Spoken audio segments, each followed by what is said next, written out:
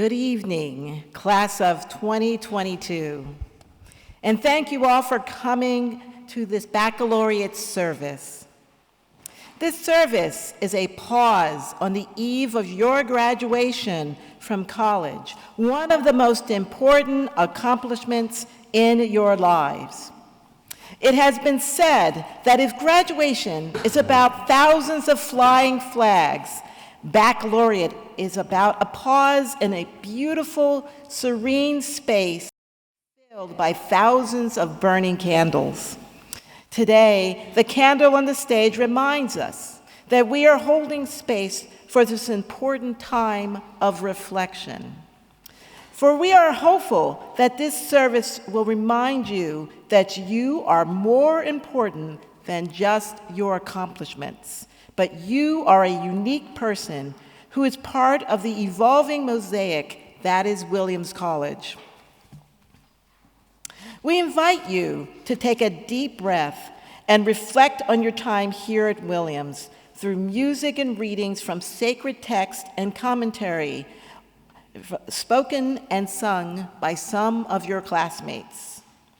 The sacred text readings are along the themes of tenderness and kindness. We chose this theme because we were inspired by the writings of Father Greg Boyle, our keynote speaker. We are excited to hear from Father Greg later in this service. We are also very glad to hear from President Maud Mandel, who will help us with our reflection as she gives a charge to the class of 2022 later in this service. Although the college has held baccalaureate services for decades, baccalaureate as a pause during the commencement weekend dates back to the 2000s. In the 2000s, my predecessor, Rick Spalding, was the chaplain to the college. And during that time, the Williams College administration had a high value of being wanting to be more diverse than it had been in its history as a predominantly white male college. In the 2000s, the dream of a diverse community existed, but people were not sure how to make that dream a reality. Rick thought one example that would help us understand the question of how to be a diverse community was to reflect on the metaphor of a quilt.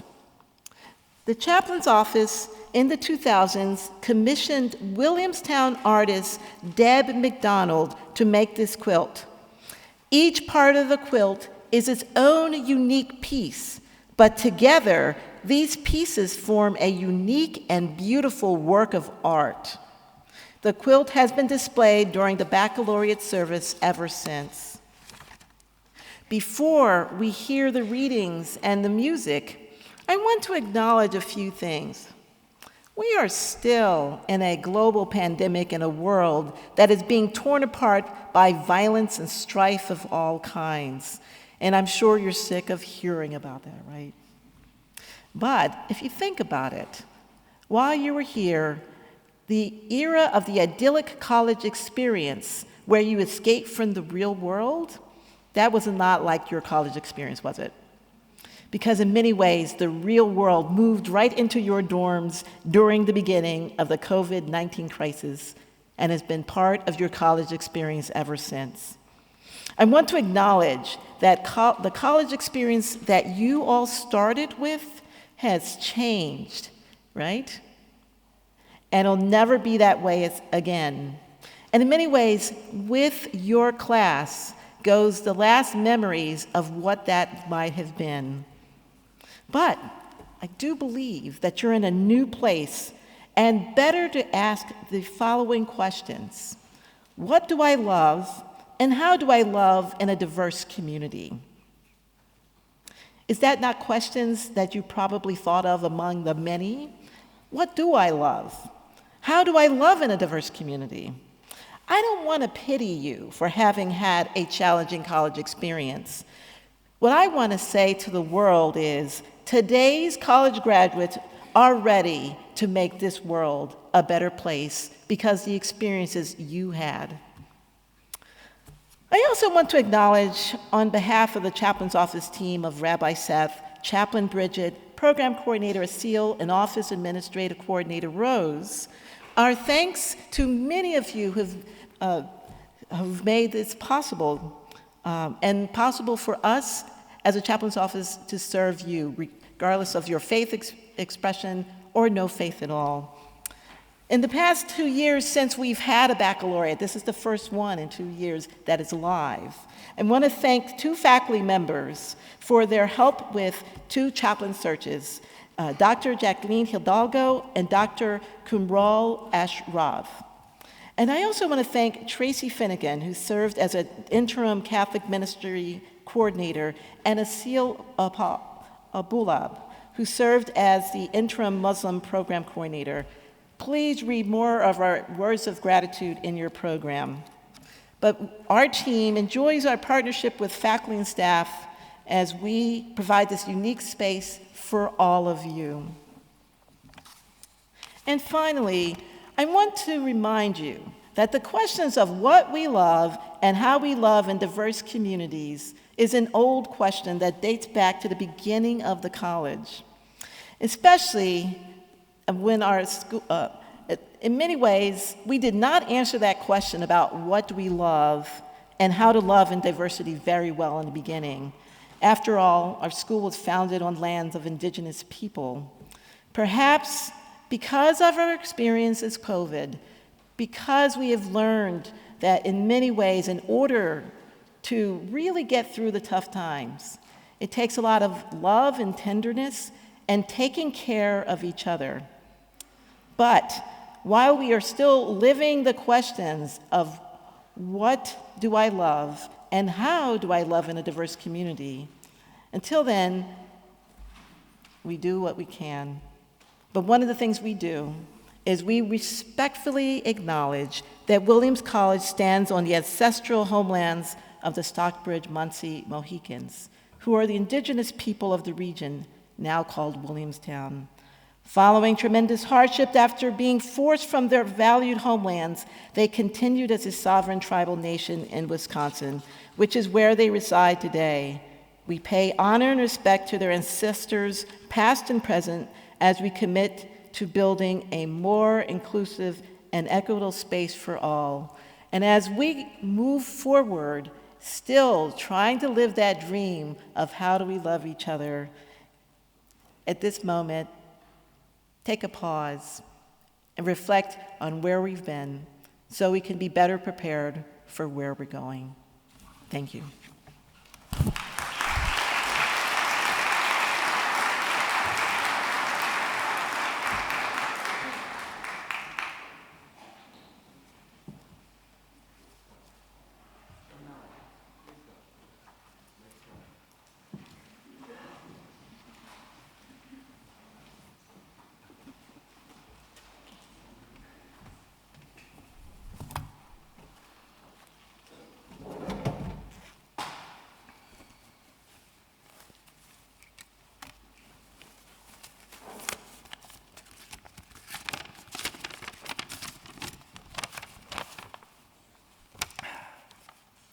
Hello, my name is Topter Soltram. I use he, him pronouns. I'm from Exeter, Rhode Island, by way of Shimla Refugee Settlement, India, and Lhasa, Tibet. I will be reading an excerpt from a literary gem of poetry by Lama Je Tsongkhapa. Karnak leni sampa sangyalak, sempa sangna satang lamyang sang, sempa nyanya satang lamyang yen, tamche sempa tagla rale so. Good karma and bad karma are functions of one's mind. If one's intentions are compassionate, then so will be the levels and the paths. If one's intentions are negative, then so too will be the levels and the paths. Since everything depends on one's intentions, strive to make sure that they are compassionate. Driving in the car to school one morning in middle school, my dad asked me if I knew what Tibet's most valuable treasures were. It wasn't our untouched deposits of rare earth minerals or the Himalayan headwaters of Asia's watershed, both now molested by the communist Chinese government. No, he looked at me through the rearview mirror and met my gaze to make sure I was paying attention to him, his words, and not my Game Boy Advanced and Pokemon Fire Red. Tapping the side of his head, no, he said, our religion is our greatest treasure. Because for thousands of years, while the West mastered the bounds of the material world, we spent that same time studying, mapping the mind. When the mindfulness app Calm IPO'd for over $2 billion, it was certainly a smug "I told you so." In the Tibetan Buddhist practice, compassion is not only a core tenet, but an ever-pursued goal. This excerpt paints an image of the world where your intentions alter the very terrain upon which you tread. Traversing the world with negative, turbulent, selfish intentions will riddle your pathway with jagged impediments and dubious suspicions. Conversely, walking through the world with boundless compassion will render a tender, joyous journey. But beyond the metaphorical contours of these words, both modern Western and traditional Tibetan science have proven that being aware of your intentions, being able to step out of the torrent of life's river, and examining yourself has the power to cleanse the mind, to lift the weight above your eyes, and let us see the world more clearly, more compassionately, more tenderly. Thank you. Free Tibet.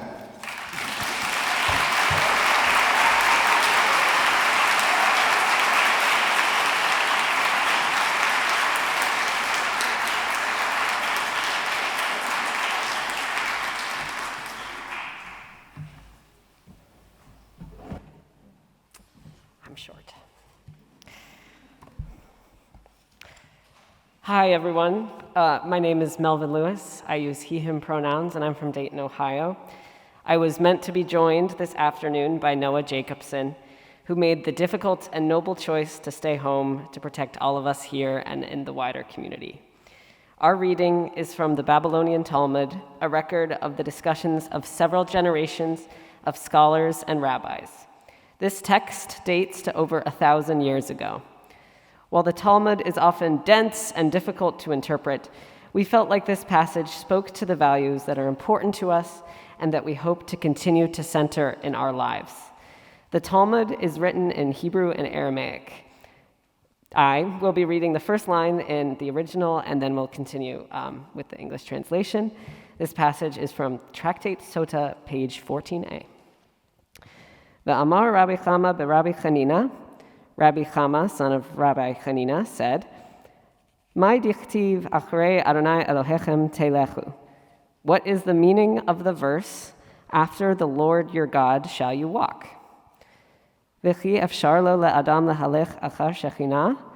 Is it actually possible for a person to follow the divine presence?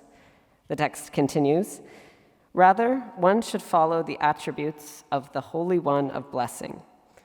Just as God clothes the naked, as it is written, and the Lord God made for the man and for the woman garments of skin and clothed them, so too should you clothe the naked. Just as the Holy One of blessing visits the sick, as it is written with regard to God's appearing to Abraham as he recovered, and the Lord appeared unto him by the terebinths of Mamre, so too should you visit the sick. Just as the Holy One of blessing consoles mourners, as it is written, and it came to pass after the death of Abraham that God blessed Isaac his son, so too should you comfort mourners. And now I continue with Noah's words. One of my favorite parts of Judaism is the concept of tikkun olam, or repairing the world. This passage exemplifies the importance of doing what you can to heal the world. We too must visit the sick. We too must console mourners. We too must clothe the naked. Not only because we are ordered to do it in the text, because it is the right thing to do. As Williams alumni, we have opportunities to shape the world and impact those around us, and we should keep this in mind. Repairing the world is not a return to the status quo. It means healing and growing and moving forward. Thank you.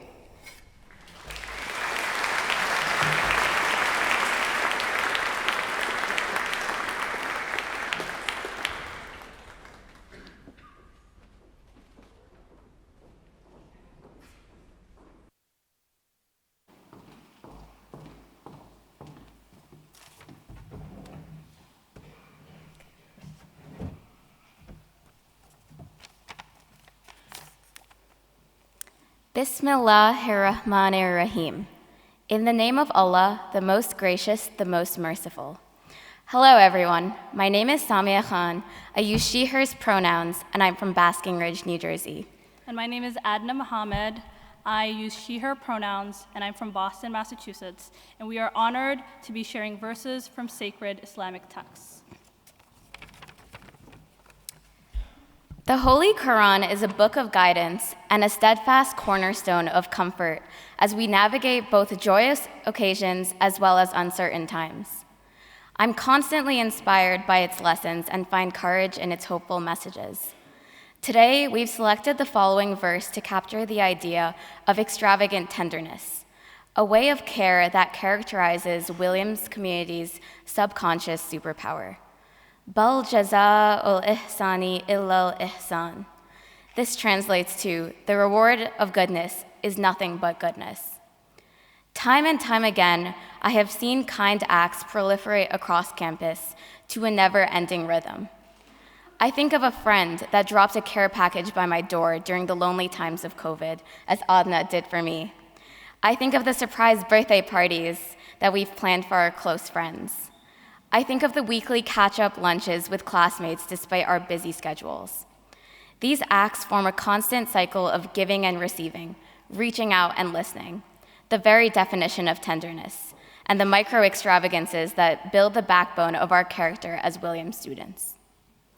As we walk through Hopkins Gate and bid farewell to this place we call home, I hope we can cherish these memories and ground our tomorrows in love and kindness. Echoing Samia's sentiment, in times of difficulty and crisis, I have found sanctuary in the sacred teachings of Prophet Muhammad sallallahu alaihi wasallam. The hadith, one of which says, "There are 100 parts of mercy for Allah, and He has sent down out of these one part of mercy upon the jinn and human beings and animals and the insects, and it is because of this one part that they love one another, show kindness to one another, and even the beast treats its young one with affection. And Allah has reserved 99 parts of mercy with which He would treat His servants on the day of resurrection." What I find profound about this teaching is that only 1% of God's mercy has formed all that surrounds us, from Williams' rolling, lush green hills and cloudless blue sky to the love felt between friends and family today. God shows the sublimity of His extravagant love through the promise that all that we bear witness to and possess encompasses only a drop of His divine benediction. The rest is conferred in the covenant He bestows to His creation in their time of immense need. In this lies a lesson not only on how we conceive of God, but how we show up for one another as His agents. Following this teaching, I hope we can confer a mercy onto each other that is not only immutable, but immortal as it penetrates the core essence of what underpins our shared dignity as people. That we continue to love and cherish those we have met on this campus, so that the support we provided on this campus becomes only a fraction of what we provide them in our lifetimes, or in their lifetimes. To the class of 2022, I hope we can embrace our intrinsic extravagance in the ways we love one another, and for those who believe in a higher being, in the ways that we love God. Moreover, for all who have found hardship through these past 4 years, I hope you know that you have not been forsaken or forgotten, not by those who are meant to love you, and never by a God whose complete mercy has yet to be bestowed upon you. Thank you, and free the Uyghurs of East Turkestan.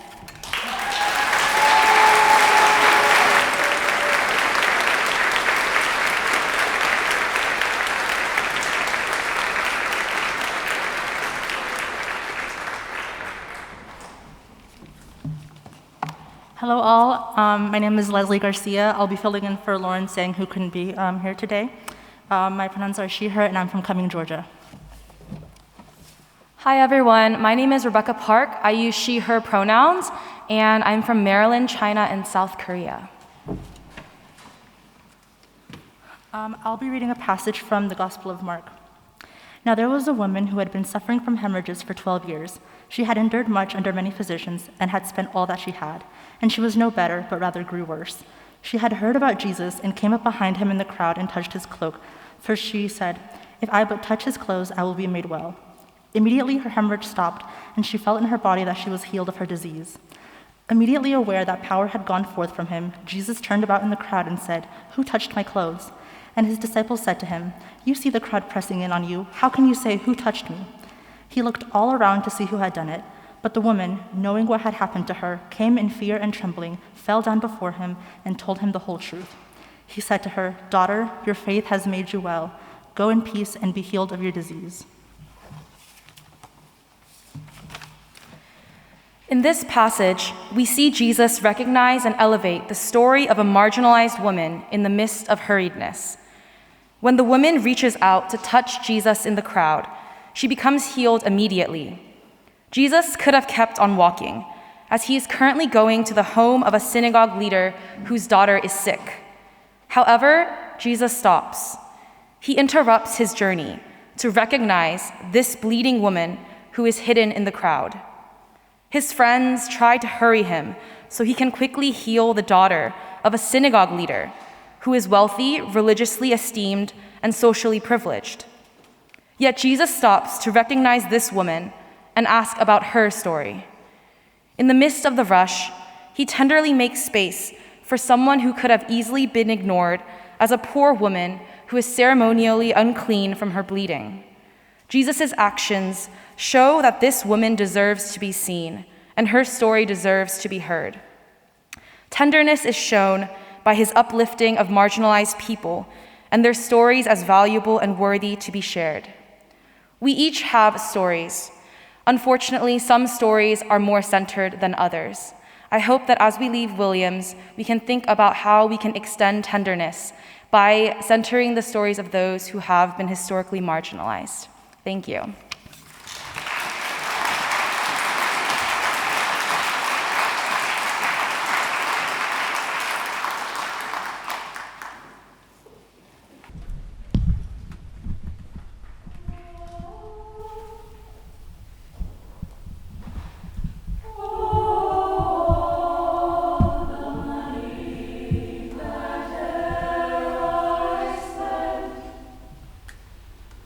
I stand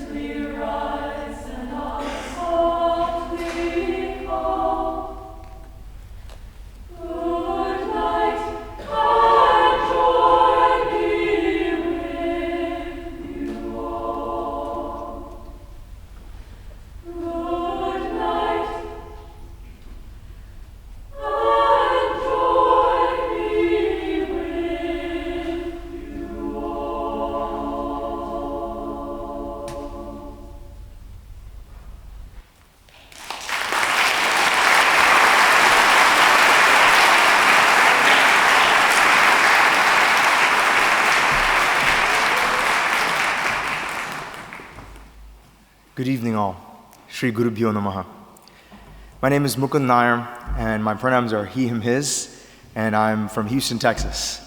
And I'm joined today by our very own class marshal, Shreyas Rajesh. We will be reading to you all from the sacred Indian scripture. It's an Upanishad called the Bhagavad Gita. And this is from chapter 2, shloka 47. I'll read it in Sanskrit first, translate it in English, and then hand it over to Shreyas for some commentary. The shloka goes, Karmanye vadikaraste mafaleshu kadachana ma karma falahetur bhur mate sangostva karmani. In English, the translation is, you have a right to perform your prescribed duties, but you are not entitled to the fruits of your actions. Never consider yourself to be the cause of the results of your activities, nor be attached to inaction.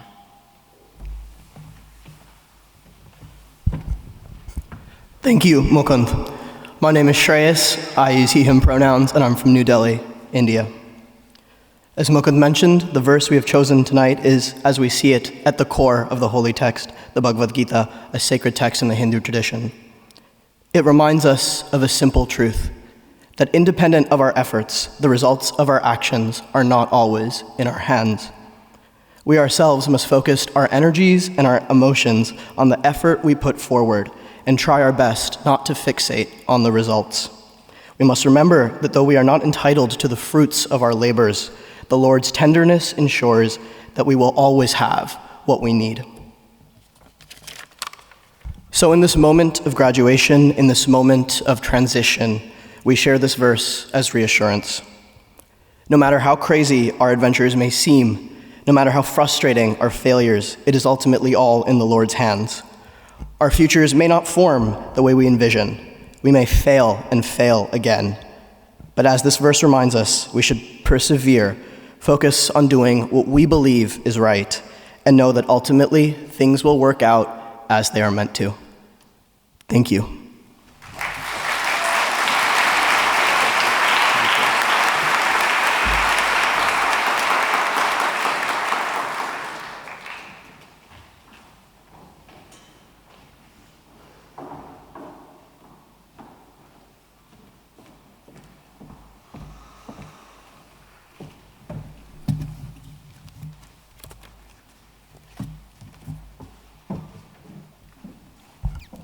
Hello, my name is Carla de la Fuente. I use she, her pronouns, and I'm from Mission, Texas.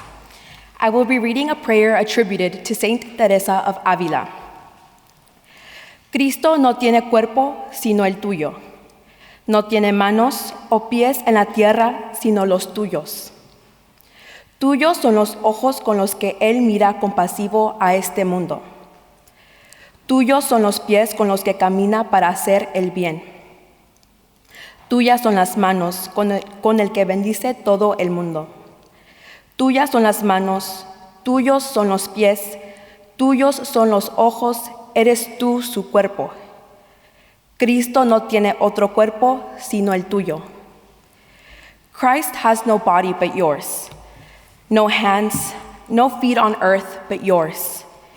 Yours are the eyes through which he looks compassionately on this world. Yours are the feet with which he walks to do good. Yours are the hands through which he blesses all the world. Yours are the hands, yours are the feet, yours are the eyes. You are his body. Christ has no body now on earth but yours. In this prayer, we are called to embody Christ. As Christ sheds care and compassion onto all beings in this world, we also can enact tenderness onto others and onto ourselves. Through Christ and his mercifulness, the way we step into this world and cast our gaze upon our surroundings might allow us to embrace the confusion and uncertainty that we will experience as we depart Williams. The phrase, Christ has no body but yours, encourages us to imagine how we can be of service to others, especially the most vulnerable, by embodying the compassion and mercifulness of Christ himself. How can our everyday, seemingly minute actions and decisions reflect Christ's tender-hearted nature? I hope we can continue to consider this question as we move forward with life after Williams. Thank you.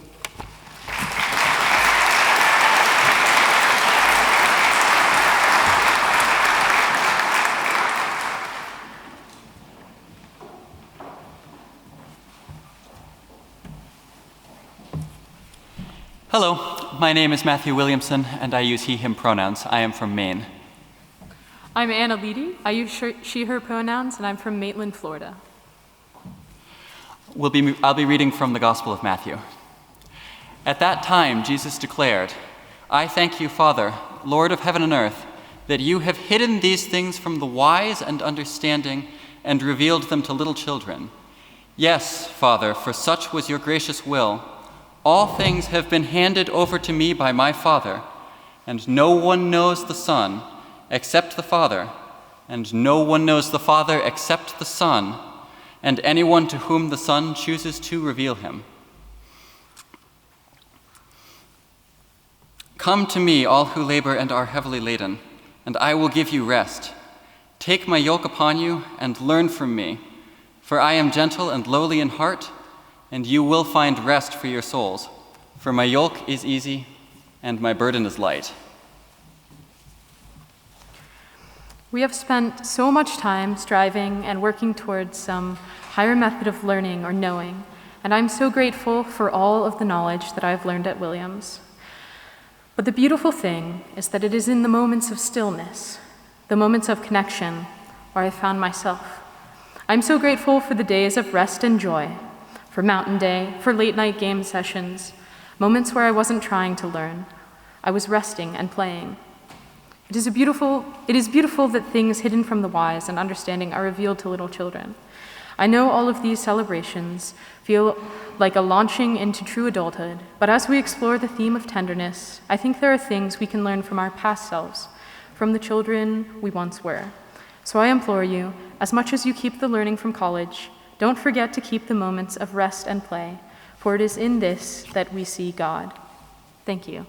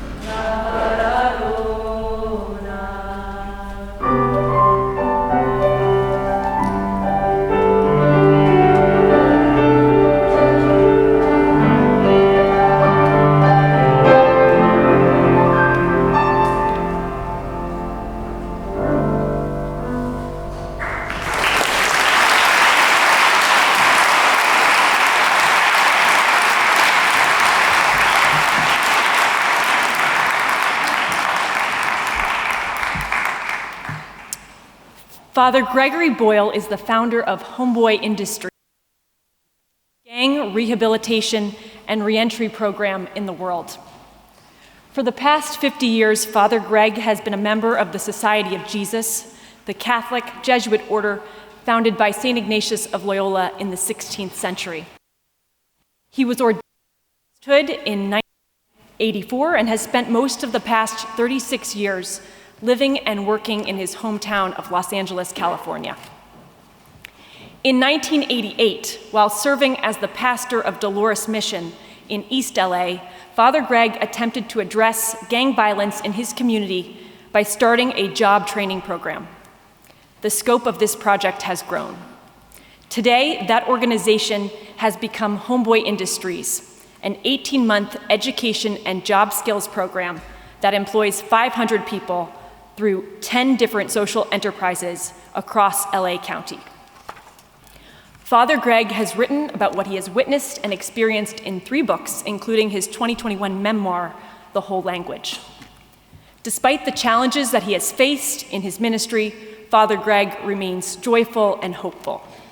He seeks to foster a creative community of kinship where people can feel safe. It is in this setting, he says, that people can come to terms with what was done to them and what they have done.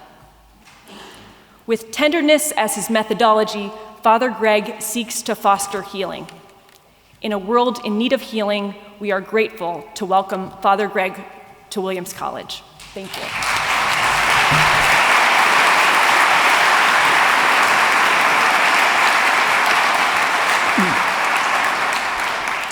Thank you very much. It's a real privilege to be here to celebrate this weekend with you. You know, I was here once before. It was 50 years ago, and I was traveling across the country for 2.5 months with my 2 great friends, Colin and Jim, and we were living out of my '67 Impala, and we were kind of long-haired, anti-war hippie types, and so we came up here for 2 days because Colin was going to become a freshman here in the fall, and he met his wife, Anna. So Williams has always had a special place vicariously in my heart. So I'm privileged to join all of you in this celebration. And it's the privilege of my life for 38 years to have worked with gang members in Los Angeles. And the day won't ever come when I have more courage, or I am more noble, or I'm closer to God than these many thousands and thousands of men and women. The other day, I was in front of our headquarters in Chinatown in Los Angeles, and I run into this homie named Johnny, and I had, I've known him a long time, covered in tattoos. He used to work in our Homeboy Bakery, and, and now he's kind of a chef in his own right. And he gives me a big abrazo in front of our headquarters, and then he steps back, he kind of checks me out or something, and I said, "What?" He goes, "Well, you look different." I said, "Well, I have lost 30 pounds. And he said, I didn't know hair weighed that much. So I tell you that story because a homie named Lewis was giving me tips on how to speak publicly, and he says, "You have to pepper your talks with self-defecating humor." I said, "Yeah, no shit. That is some good advice." So that's what that bald joke was. So anyway, Mother Teresa diagnosed the world's ills correctly when she suggested that the problem in the world is that we've just forgotten that we belong to each other. So how do we stand against forgetting that? Jesus puts it this way, that you may be one. So kinship is God's dream come true. What Martin Luther King says about church could well be said of your time here at Williams. It's not the place you come to, it is the place you go from.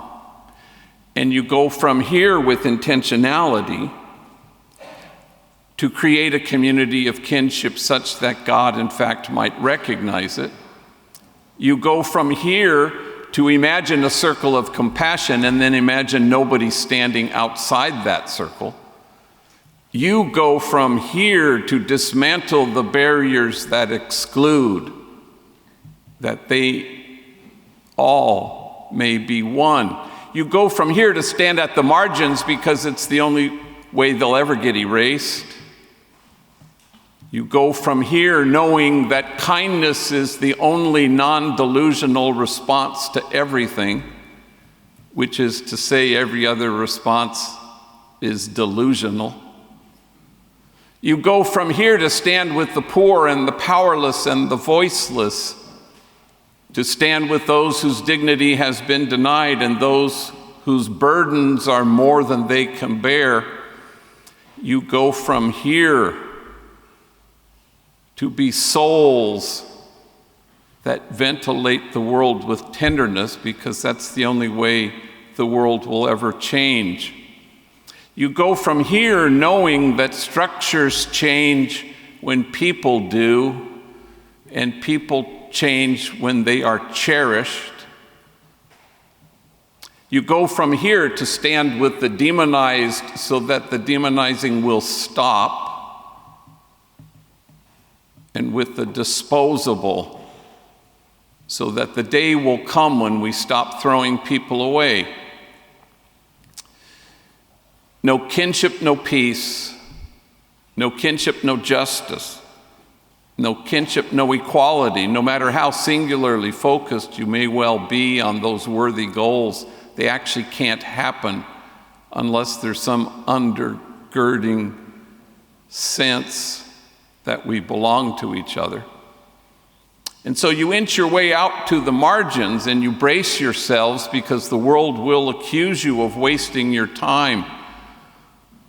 But the prophet Jeremiah writes, "For in this place of which you say it is a waste, there will be heard again the voice of mirth and the voice of gladness, the voices of those who sing." Homeboy Industries was born a long time ago when I was pastor of a very poor parish in LA.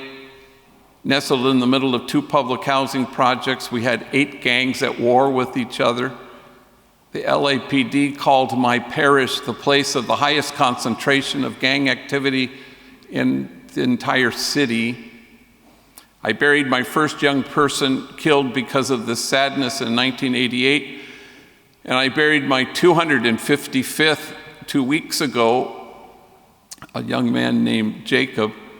They aren't all from my parish, but I run a large gang intervention program, so I get asked to do this. And so we started a school, and then we started a jobs program. Then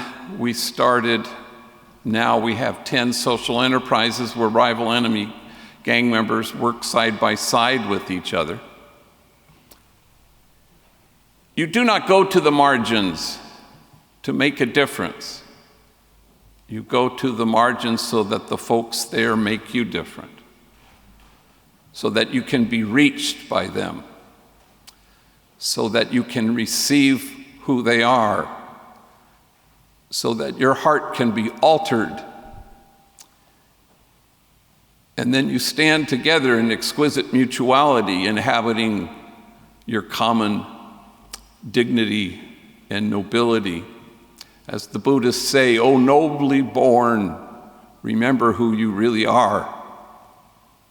And we remind each other at the margins of that truth. The other day I had a homie named Caesar come in to see me, and he was wearing a hairnet and a Homeboy Bakery apron, and it was dusted with flour. And he had graduated in our program. You do different phases, and he had gone from scrubbing urinals on our maintenance crew to baking croissants. I'm hopeful that he washed his hands somewhere in that transition, but certainly did. But he was just out of body, giddy and excited, and he was sitting there, and he had only been a month at the bakery, and he just wanted to tell me how delighted he was. And he says, "I love working in the bakery. I get up early in the morning and I bake bread, and my mom is proud of me. My kids aren't ashamed of me." And then he looks at me and he points and he says, "And you know who I have to thank for this job? And I said, well, gosh. Who? And he looks at me oddly and he goes, well, God, of course. And I said, oh, sure, no, that's right. That would be God. And he said, you thought I was going to say you. I said, no, of course, God's number one. He said, you are so lucky we're not living in them Genesis days. And I'm sorry, them Genesis days? He goes, yeah, because God would have had struck down your ass already by now. Oh, nobly born. We remind each other of the truth of who we are, and the soul feels its worth. Of our 10 social enterprises, one of them that's been around for like 27 years is our Homeboy Silkscreen and Embroidery. Many, many thousands of rival enemy gang members have moved through that place over the years. It's high quality work, reasonably priced. We UPS to Williamstown. I'm just saying.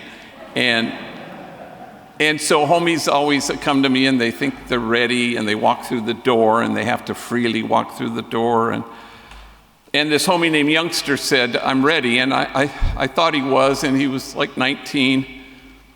And he had hung up his gloves, as they say. And so I walk him over to our Homeboy Silkscreen factory and I introduce him to the 30-some co-workers, half of them easily enemies and rivals to this guy. And I watch him shake hands with each one, and he makes eye contact and firm handshakes. And I think, wow, this is great. Until he gets to this last guy who seems to be wanting to avoid this encounter altogether, a kid we all called Puppet.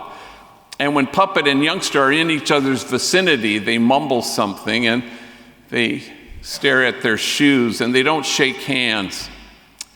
Well, I know they're enemies because I know what gangs they're from, but he just shook hands with a whole bunch of other enemies, and I find out later this is a hatred that's really quite personal and quite deep, and beyond which neither of them think they can really get past. So I sense that much in the moment, and I look at him, I say, hey, if you guys can't hang working with each other, let me know. I got a bunch of homies who want this job. Calladitos, they don't say a word.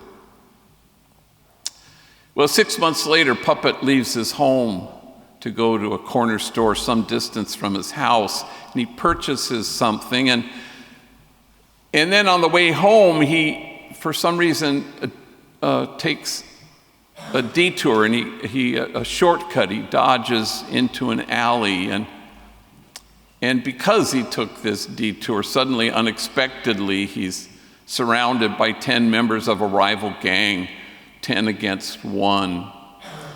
And they beat him badly, and he falls to the ground, and while he's lying there, they just simply will not stop kicking his head until he's lifeless. Somebody finds his body and takes him to White Memorial Hospital, where he's declared effectively brain dead. But it's the policy there to keep you connected to machines so that you can have 2 full days, 48 hours of a flat read on brain activity, and then doctors can sign the death certificate. I was giving a talk in St. Louis. I flew home right away, and I've seen a lot of horrible things in my life, but nothing to compare to the sight of this young man with his head swollen many times its size. You could barely train your eyes on him. And so at the end of the 48 hours, I said a blessing prayer. I anointed his forehead with oil. We disconnected. And a week later, I buried him. But in the first 24 hours, as I was in my office all alone, it was 8:30 at night, the phone rings. In the first 24 hours that Puppet was still laying in that hospital. And I pick up the phone, and it's his coworker, Youngster. Hey, he says, that's messed up about what happened to Puppet. And I said, yeah, it is. And then with a certain kind of eagerness, he says, is there anything I can do? Can I give him my blood? And we both fall silent under the weight of it, until finally he chokes back his tears and he says with great deliberation,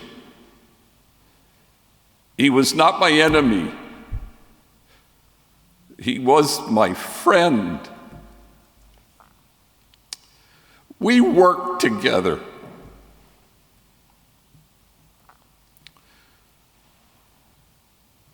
Now, can I say that always happens at Homeboy Industries? Yes, of course. Any exceptions? I can't think of one. And it shouldn't surprise us that God's own dream come true for us, that we be one. Just happens to be our own deepest longing for ourselves.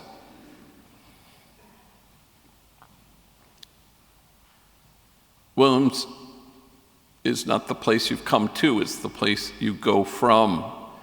And you go from here to imagine something entirely different. You imagine a circle of compassion and you imagine nobody standing outside of it.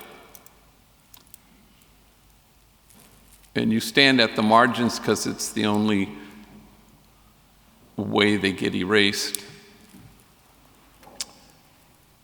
And you stand with folks who know what it's like to have been cut off, and because they have suffered in exactly this way, it turns out they happen to be our trustworthy guides to lead the rest of us to the kinship of God. And pretty soon you stand at those margins and you cease to care if anybody accuses you of wasting your time there. For in this place of which you say it is a waste, there will be heard again the voice of mirth and the voice of gladness, the voices of those who sing.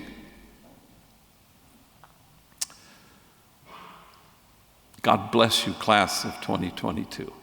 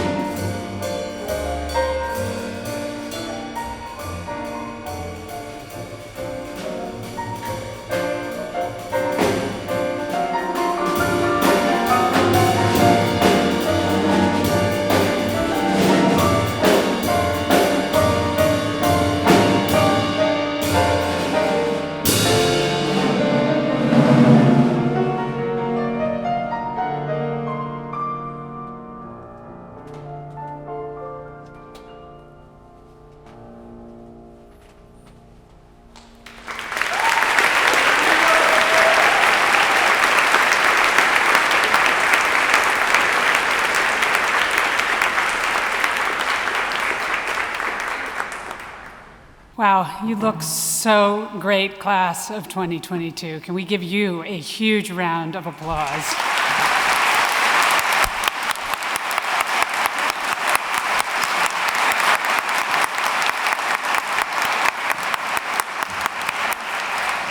It is such an honor to be here to celebrate with you today. Can we please also give another round of applause for all the people who have shared talents and prayers and thoughts and life missions with us tonight.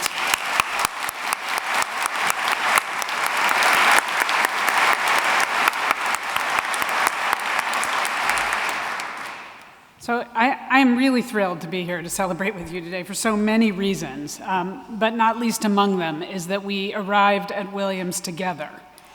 And I told you then, this class, at your first convocation ceremonies at the beginning of this pathway together at the moment that I joined the Williams community, that I would always feel a special connection with the class of 2022.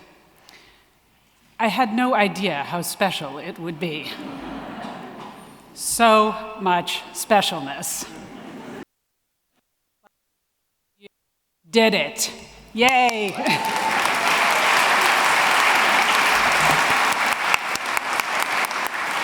And I'm really looking forward to honoring your achievement tomorrow. Meanwhile, I want to use this moment in time of reflection to think a little bit about what we learned together over these 4 years, because we have been on a collective journey, some of us right from that first day when I got here. Here's how I would break it down. Year 1, the jitters.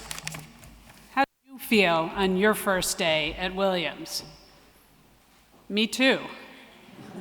If you were anything like me, you were nervous, not to say scared. Uncertain of what to expect from the people around you, and unsure of how to act yourself. I played a good game then, right? Maybe you did too. There's so much to figure out. What's an entry?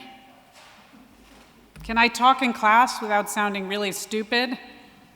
What the heck is SNAR? But now look at you. 100% sure of yourself and the people around you, right? Me neither. But I hope you are worrying about it a little less. Plus, you're probably the only students on campus who actually remember what SNAR is. But first years are interesting. They're characterized by feeling exhilarated, uneasy, all at the same time. And you're going to have that mix of feelings many more times in your life, too, at the beginning of anything new. You'll be a new employee, you'll be new to a community, maybe a first-time college president, who knows? And that age really doesn't bring complete confidence, I'm here to tell you, but it does bring experience. And I hope your first-year experience taught you that you can push through those jitters, take on new challenges, and thrive. So year 2 is about challenges, about competence, and about confidence. The 3 C's, hopefully not all C's, but. By sophomore year, you know your way around. Nobody needs to tell you where the best carols are in the library, or which professors don't assign readings over the breaks. People also expect you to handle challenges when they come up. For example, in your year 2, there was a pandemic. This is the part of the speech where I mentioned COVID. I was trying to not mention COVID, but unfortunately there you sit in your mask, so it is unavoidable. I did not know how to handle a global pandemic any better than you did. We also couldn't bluff our way through something so serious, so scary, so destabilizing. So instead, we summoned our competencies, our strengths, what we knew to be true, our support networks, and we drew on those skills to try to figure out what to do next. Personally, I leaned on my own college education, a liberal arts education, to do research, to digest a tremendous amount of information and points of view, and then propose an informed course of action. I am, after all, the product of a liberal arts education. So that's how I attacked the problem. But you had your own competencies, too. You discovered or developed them in the process. You had youthful energy, you had analytic drive, and serious communication skills. I still remember the emails from some of you in spring of 2020 making the case as to whether or not you thought we should close the campus. You distilled a lot of information into thoroughly reasoned, passionately argued, and sometimes very emotional points of view. By the way, that's another distinctive element of your Williams experience. Because of COVID, you have probably been in closer communication with the administration of your school than any other cohort in recent history. You know who you are. But your input helped us invent things like hybrid learning and remote work. We didn't know how to do these things, and we figured it out collectively. And we did pretty well on the whole, even if at the time it often felt like we were making it up as we went along, which sometimes, to be honest, we were. But every time we met a challenge and we drew on those competencies, and all of those efforts to do that increased our collective confidence, the 3 C's. That was our second year, our sophomore year. I don't know what to say about year 3. It was a little like year 2, but extra. We wrestled with the realization that the pandemic wouldn't subside as quickly as we hoped. We mourned losses of loved ones. We struggled with seeing no end on the horizon. Sometimes in life, you realize that the race you've been running like a sprint is actually a marathon. Panic sets in. What if I can't endure this? And I think it was particularly tough because you did not have your full in-person community to support you. Neither did I. You may not realize how much energy I draw from seeing you and spending time with you and with the faculty and with the staff. So year 3 asked a lot of us. We made it, but wow. You dealt with arrival quarantines, masking in class, size limits on gatherings, and you too often had to work through the consequences on your own. Oh, and also foot flushing. But maybe the less we say about that, the better. The point is, year 3 required you to grow up quickly. It required things that most students in college are never expected to have to learn. But you met that challenge bravely, compassionately, and by supporting one another over and over again. If I had to identify a theme for our 4th year, for our senior year, I would say it has been about the mature pleasure of seeking something we had lost. What do I mean by mature pleasure? Children expect someone else to take care of them. It takes great maturity to see the world as it is, to notice what's lacking and take action to improve or restore it. As the only class that really knew campus life before COVID, the responsibility fell to you to restore the sense of community that the pandemic has had and continues at times to take from us. At Convocation last fall, I invited you to devote this year to creating care amidst the relative chaos. You exceeded my best hopes by returning love and joy to this campus. It was such a joy to once again be able to eat with you in the dining halls, to attend your performances and competitions, or just to walk around town and get into lots of group selfies. It's not easy to cultivate that kind of love and joy after 2 years of isolation and pandemic restrictions, nor is it easy to achieve within a diverse and the very multivocal community that we are that I always talk about. You have not made Williams perfect, but you have made it more perfect. And that is the mature pleasure of seeking something we'd lost. And it has been a senior year to be proud of. I hope you will cherish the memories of what you accomplished during your time here. And now that you're going to graduate and become a new person somewhere else, as we hear the going from, when you do and you feel those jitters again, you will know what comes next. The challenges, but also the rising competencies and the confidence, the apparent sprint that is really a marathon, and the mature pleasure of working for a better world. You will have a final 5th experience, I hope, to sustain you. the experience of membership in one of the world's great learning communities, our campus community, but also our alumni community, which in many ways are one and the same. So in your moments of newness, I encourage you to turn back to this community. The people around you today will be there with you and for you in the future. This very morning, I was reading a book by the poet and essayist David Whyte, and this is so fresh from the presses that I didn't actually have time to type it into the remarks I wanted to make today, so I brought the book in case some of you thought I was just reading up here when I wanted to find something to do. But I brought the book with me because I wanted to read a passage to you about friendship that he writes about and that seemed relevant to this point that I was making just now. No matter the medicinal virtues of being a true friend or sustaining a long, close relationship with another, the ultimate touchstone of friendship is not improvement, neither of the other nor of the self. The ultimate touchstone is witness, the privilege of having been seen by someone and the equal privilege of being granted the sight of the essence of another. To have walked with them, and to have believed in them, and sometimes just to have accompanied them for however brief a span on a journey impossible to accomplish alone. When you are freaking out a little about some new challenge, please remember these friends who walked with you here at Williams. They can remind you that you have been through this all before. Remember, you were at Williams during a pandemic, and you crushed it. Really, you have. Congratulations. I hope you have a wonderful celebration tomorrow, and may you take these lessons forward and live your best life as an alum and a community member, embraced by this community, but moving from it to go out and make a difference in the world. Congratulations, class of 2022.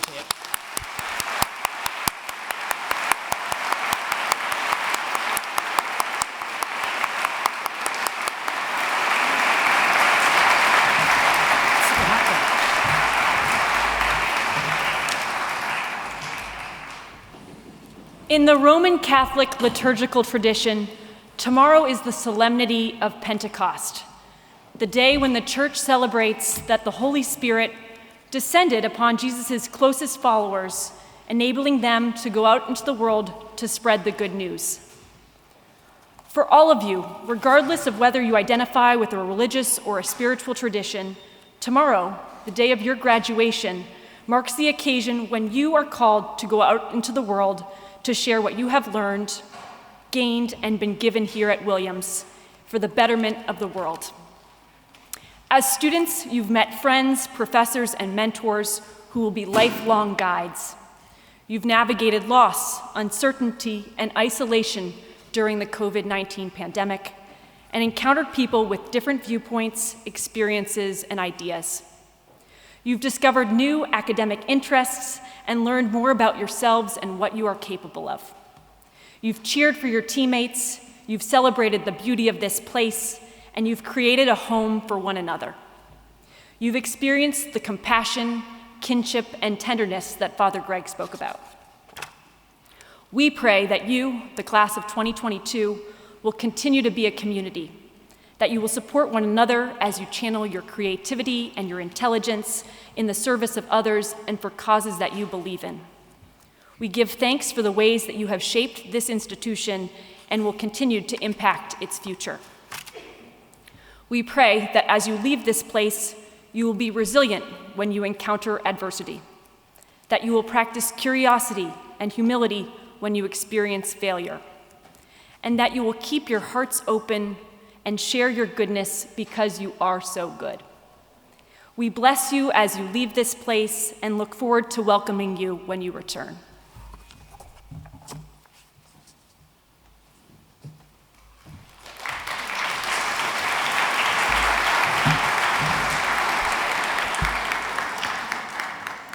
Also, tomorrow, beginning at sundown this evening, the Jewish holiday of Shavuot will begin.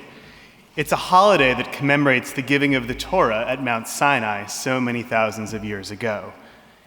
In the Torah, which is the first section of the Hebrew Bible, that moment is described as a powerful, earth-shaking experience, much like the experience of graduating from Williams College. Lightning and thunder surround Mount Sinai. A divine voice booms out, giving words of law, of story, and of commitment. Okay, so maybe not so much like the experience of graduating from Williams College, but stick with me for a minute. In a later retelling of this story by the rabbis of antiquity, the scene is actually quite different. In this later, and I would say more imaginative version, each word, each saying that comes forth at Mount Sinai goes to each and every person in the community and introduces itself. The law of loving one's neighbor as oneself goes to each person and talks about itself. The law of not stealing goes to each person and gives a little overview of what exactly that means. Each word, each teaching, each law, each story goes to each individual, tells them what they're about, and then asks if the person will accept it. When the person says yes, the utterance would kiss that person on the mouth. There's something really beautiful in this image, that the knowledge that we become acquainted with meets us and enters into us as a kiss. So whether it be a sacred text, an argument in a scholarly book that we've been assigned for class, vocabulary word in a language class, an application or a formula, or a connection that you discover in the course of writing your thesis, each of these moments, each of these learning experiences and the information they impart can be seen as a kiss. So when I look out at you, members of the class of 2022, I envision each of you resting in the afterglow of being embraced by all the kisses of all the learning you got to do during your years here. But what does it mean for you to have this knowledge, all of these kisses? One way of thinking about all that knowledge is that the process of learning and growing means that you take each new piece of data and you incorporate it into what you already know. You keep collecting each piece of knowledge, and your existing structure keeps growing. In this way, the journey of learning means that you include more and more information from out in the world into yourself. But another way of approaching is, instead of saying, how can I take this new piece of data and make it a part of me, we can ask, what is the new reality that this piece of information has revealed to me that I can be a part of? Because the process of learning is really about growing into greater and greater things. Every piece of knowledge that we encounter creates a new context for us to think about. As our horizons expand, we get to see how we are part of a tremendous and more vast reality. Learning is about growing and realizing that we are a part of something much bigger than we originally thought. The more we learn, the more things we see, the more we can grow in our standing of what we're a part of. So, class of 2022, this is my blessing for you, that you continue to grow in your awareness that you are a part of something much bigger than what you can see at this moment. That your time at Williams is more of a starting point, actually a commencement, in your journey of coming to realize this vast project of life that you're a part of and what your unique role in it is. To treasure the kisses of learning, of growth, and of friendship that you've been privileged to experience during your years here, and to bring those blessings out with you into the world to bring benefit and blessing to others.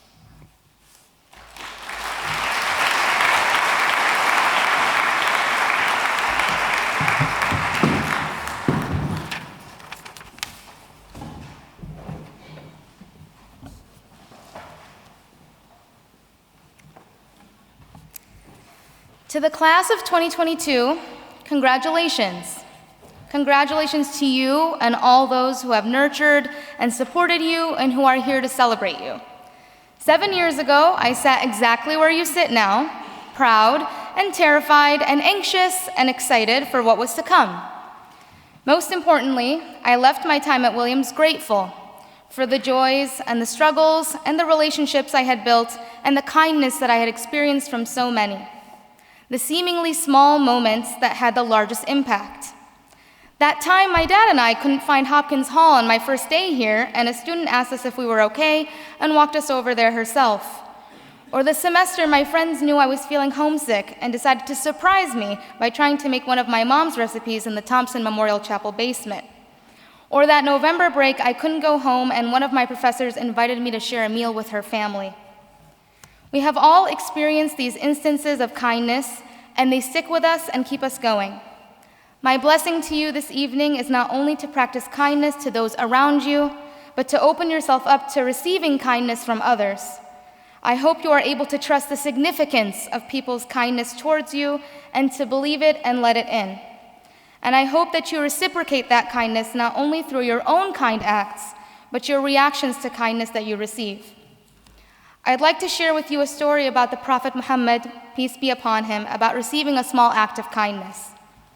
It's been said that one day a poor man brought a bunch of grapes to the Prophet as a gift. As a poor man, he wasn't able to afford a more extravagant gift. Thrilled that he was able to bring a gift for the Prophet at all, he placed the grapes beside him and said, "O Prophet of Allah, please accept this small gift from me." His face beamed with happiness as he made his offering, and the depth of his love for the Prophet was evident to all those present. The Prophet thanked the man graciously. As the man looked at him expectantly, the Prophet ate one grape, and then another. Slowly and one by one, the Prophet finished the entire bunch of grapes by himself. He did not offer grapes to anyone else present. After he finished, the poor man left, pleased that his gift had been enjoyed. The companions of the Prophet who were around him were surprised. People often brought the Prophet gifts, and he usually shared anything he received with those around him. The Prophet would usually start first, out of respect to the person who had given him the gift, but he would always then offer it to others. This time, however, had been different. The Prophet had finished the entire bunch of grapes without extending an invitation for anyone to join him. One of the companions asked respectfully, "O Prophet of Allah, why did you eat all of the grapes by yourself and without offering them to anyone else here?" The Holy Prophet smiled and said, "I ate all the grapes by myself because the grapes were sour. If I would have offered them to you, you might have made funny faces or shown your distaste of the grapes. That would have hurt the feelings of that poor man. I thought to myself that it would be better that I eat all of them cheerfully and please the poor man because I did not want to hurt his feelings." In this story, the Prophet Muhammad recognizes the sincerity of the man bringing him this modest gift, and not only appreciates the gesture, but reciprocates the tenderness showed to him through his decision to eat all of the grapes and bring the kind man joy in doing so. The man is sincere in his offering, and that takes precedence even over the offering itself. We not only have the power to positively impact others with our actions, but our reactions. My years at Williams were filled with examples of kindness and opportunities to recognize that kindness through my reactions. It didn't matter that my friends couldn't get my mom's recipe right and almost burned down Thompson Memorial Chapel trying to make it. What matters was their sincerity and love for me, and that made the food delicious. It didn't matter that the student who took us to Hopkins only spent a few minutes with us. She made us feel welcome on this campus, and despite never having seen her again, my dad continues to ask how she's doing. And I still remember looking through photo albums with my professor after that home-cooked meal as one of the loveliest evenings of my entire time at Williams. As you embark on this next part of your journey, I bless you that you are sincere and genuine in caring for those around you, and that you recognize sincerity and genuineness in others as they care for you. When you experience that authenticity, I bless you that you allow yourself to receive it in all its forms, and know that how you do so is as meaningful as the kind act itself, and that those moments enrich your lives and relationships and bring us collectively to a kinder and more tender world.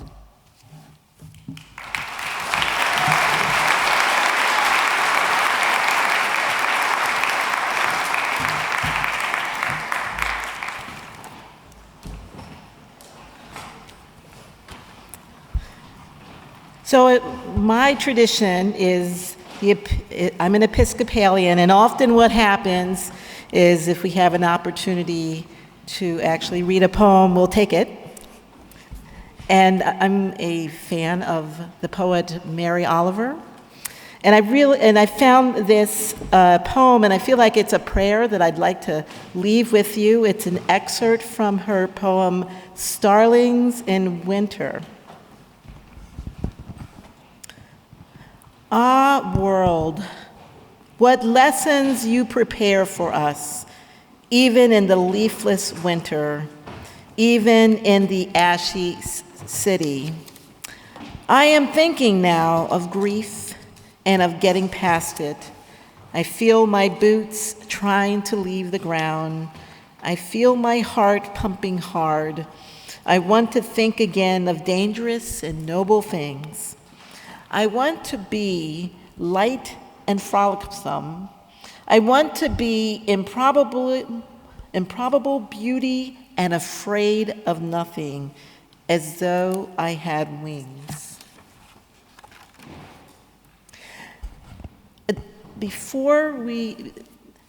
That's all I have in terms of a prayer, but I would like to actually give you just a few words of instruction of what's happening next.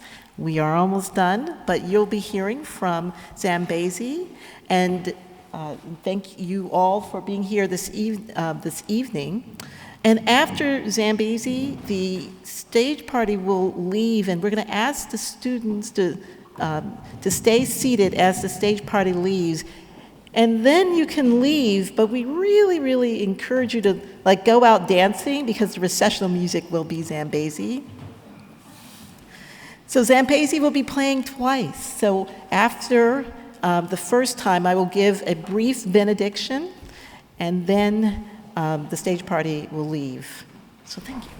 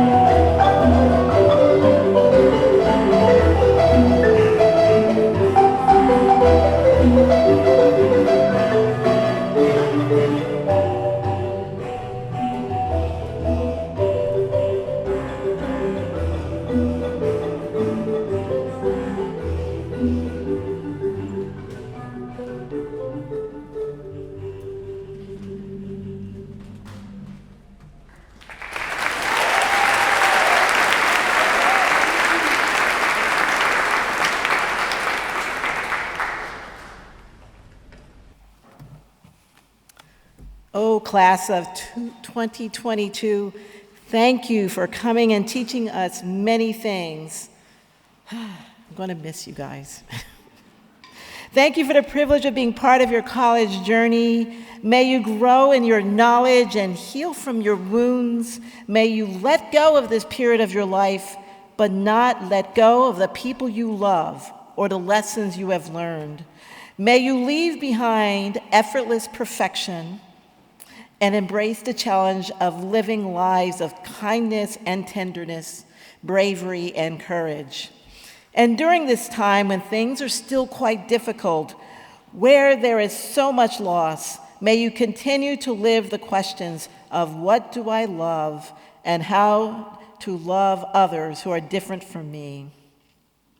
I'm going to end with a traditional Episcopal ending, and the response for you is yay. Okay, can you practice? Not the soft version of yay, yay? Okay, so when I actually say it, I want you to scream it at the top of your lungs. Let us go forth rejoicing in the power of spirit and love.